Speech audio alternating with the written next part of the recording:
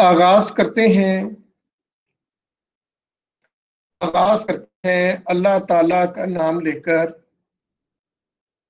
जो बड़ा मेहरबान और नहायत रहम करने वाला है।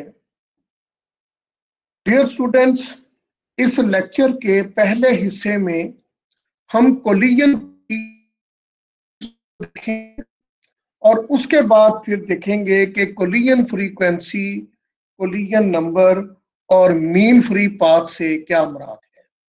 ये छोटे छोटे टॉपिक हैं जो बिल्कुल फंडामेंटल किस्म के हैं।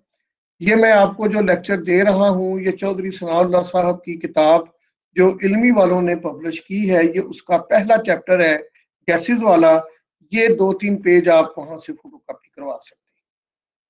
तो इसमें अगर आप देखें कि सबसे पहले कि कोलिजन्स क्या है, तो भाई कोलिजन जो है ये कहते हैं टकराव। जब गैस के मॉलिक्यूल, आपने पढ़ा था kinetic molecular theory of gases में, कि गैस के जो मॉलिक्यूल्स होते हैं ये एक जगह पे नहीं रहते, ये रैंडमली मूव करते रहते हैं। कभी ये आपस में टकराते हैं, कभी वेसल की दीवारों से टकराते हैं। तो जब ये एक दूसरे के साथ टकराते हैं तो इनकी डायरेक्शन चेंज हो जाती है, इनकी वेलोसिटी भी चेंज हो जाती है। और ये जो टाइम लेते हैं, जो कोलिजन के दरमियान है, ये भी उनका वेरी हो सकता है, एक दूसरे से डिफरेंट हो सकता है। अब आप सबसे पहले देखें कि ये जो कोलिजन है ये कितनी किस्मों की होती है। तो इसमें जो सरे फरिस नंबर पे है, जो पहली टाइप है कोलिजन की, इसको हम कहते हैं ग्रेजिंग कोलिजन और ग्लैंसिंग कोलिजन। और इसका उर्दू तर्जुमा होता है छू के गुजरने से टक्कर। छू कर गुजरने से जो टक्कर हो उसे बोलते हैं ग्रेजिंग कोलिजन या ग्लैंसिंग कोलिजन। और इस कोलिजन में क्या होता है, molecules are moving just parallel to each other with the average velocity. के मॉलिक्यूल एवरेज वेलोसिटी के साथ एक दूसरे के पैरेलल गुजरते हैं और उनकी सिर्फ जो आउटर बाउंड्रीज होती हैं वो एक दूसरे के साथ टच करती हैं। और अगर आप इसको अंडरस्टैंड करें तो ये यहाँ एक डायग्राम है जिसमें ये दो मॉलिक्यूल हैं। ये जब इस तरह आपस में टकराएंगे तो इस तरह की कोलिजन को हम बोलते हैं ग्रेजिंग कोलिजन। क्लियर हो गया जी? बोले, this is simple. Number 2, excuse me sir, sir क्या इनकी डायरेक्शन चेंज होगी? टकराने के इस बाद कोलिजन डायरेक्शन के चेंज हो सकती है। यहाँ डायग्राम में वो सर, शो नहीं होती, लेकिन जब ये टकराते हैं तो डायरेक्शन चेंज हो सकती है। सर जब ये हैं ही पैरेलल तो इनकी डायरेक्शन क्यों चेंज होगी? इनकी फिर वेलोसिटी चेंज हो जाएगी, इनकी एनर्जी चेंज हो जाएगी, इसलिए डायरेक्शन चेंज होने का चांस होगा यहाँ। ठीक है, थैंक यू सर। इसके बाद आ गया जी नंबर 2 पे, head on collision. Head on collision का क्या मतलब है? When two molecules approach each other on a straight line, then they collide head to head and this collision is head on collision। तो जब दो मॉलिक्यूल एक ही straight line पे move करते हुए टकरा जाएं तो इस तरह के कोलिजन को हम क्या नाम देते हैं? Head on collision. जैसा कि आप यहाँ पे ये इनकी डायग्राम देख सकते हैं, ये एक स्ट्रेट लाइन है जिस पर ये दोनों मॉलिक्यूल टकरा गए। Is it clear? Sir initially in दोनों की जो डायरेक्शन ऑफ मोशन सेम होगी या ऑपोजिट वे में? भाई किसी भी डायरेक्शन में हो, लेकिन जब टकराएंगे तो वो एक स्ट्रेट लाइन के ऊपर होंगे। उन्होंने कहा कि जब आते हैं एक दूसरे के नजदीक तो उस वक्त वो स्ट्रेट स्ट्रेट लाइन, लाइन। तो पहले जिसे मर्जी हो, no tension. Thank you sir. इसके बाद आ गया जी तीसरी टाइप है इसकी, right angle collision. Right angle का मतलब होता है 90 degree. When two molecules approach each other and their approaching lines are approximately 90 degree to each other, यानी एक मॉलिक्यूल इधर से आया, दूसरा इधर से आया, तो ये 90 डिग्री पर एक दूसरे से टकराए, तो इस तरह के कोलिजन को हम क्या नाम देते हैं जी? Right angle collision. Clear point? Yes sir. अच्छा जी, आपके बाद इलास्टिक कोलिजन क्या है?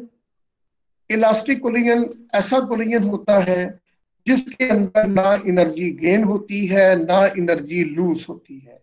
तो जिस कोलिजन में एनर्जी ना गेन हो ना लूज करे, इस तरह के कोलिजन को हम कहते हैं इलास्टिक कोलिजन या लचकदार टकराव।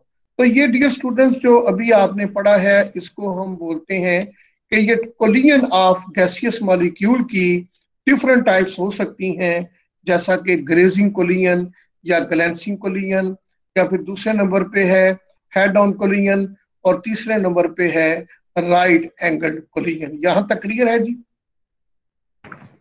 सर यहाँ पे जो इनकी वेलोसिटी मेंशन की हुई है वो इनकी फॉर्म ये वेलोसिटी भी दी गई है जी यहाँ पे, कि मिसाल के तौर पे अगर आप पहले नंबर को देखें तो इसकी ये वेलोसिटी कौन सी होगी? ग्रेजिंग के अंदर एवरेज वेलोसिटी है ये वाली, ये देखो। और एवरेज वेलोसिटी को हम किससे शो करते हैं? सी बार के साथ। तो जब दोनों एवरेज वेलोसिटी के साथ मूव करेंगे तो इनकी एक दूसरे के साथ आ जाएगी रिलेटिव वेलोसिटी, जिसको सी बार के साथ शो किया। लेकिन जब आप ये दोनों करेंगे हेड ऑन कोलिजन, तो इनकी जो स्पीड होगी वो 2c बार हो जाएगी, क्योंकि एक ही ये स्ट्रेट लाइन पे ये ट्रेवलिंग करेंगे। तो ये वेलोसिटी होगी 2c बार, जिसको रिलेटिव स्पीड का नाम दिया गया। लेकिन जब ये राइट एंगल कोलिजन करते हैं, तब इनकी जो रिलेटिव वेलोसिटी होगी √2c। ठीक है, ये साइंटिस्ट ने ऑलरेडी कैलकुलेशन इसकी की हुई है। Okay sir. लो जी, अब हम आते हैं इसके बाद ये छोटे छोटे से पॉइंट हैं कि जैसे कोलिजन डायामीटर से क्या मुराद है। अगर जैसे ना आप देखें ना, एक दायरा हो और उसका अगर हम कहते हैं डायामीटर लेना है, तो हम ऐसी लाइन लेते हैं जो उसके सेंटर से गुजरे। तो जब हम बात करते हैं कोलिजन डायामीटर की, तो इससे मुराद क्या है? इससे मुराद ये है the closest distance between the centers of two molecules taking place during collision is called collision diameter। कि जब दो मॉलिक्यूल एक दूसरे के बहुत ही क्लोज होंगे, तो उस वक्त हम कहते हैं कि उनके जो सेंटरों के दरमियान डिस्टेंस है, ये कहलाएगा कोलिजन डायमीटर। तो टक्कर मारने के दौरान दोनों मॉलिक्यूल्स के सेंटर्स का दरमियानी फासला कोलिजन डायमीटर है, और कोलिजन डायमीटर को हम किससे शो करते हैं? सिग्मा के साथ।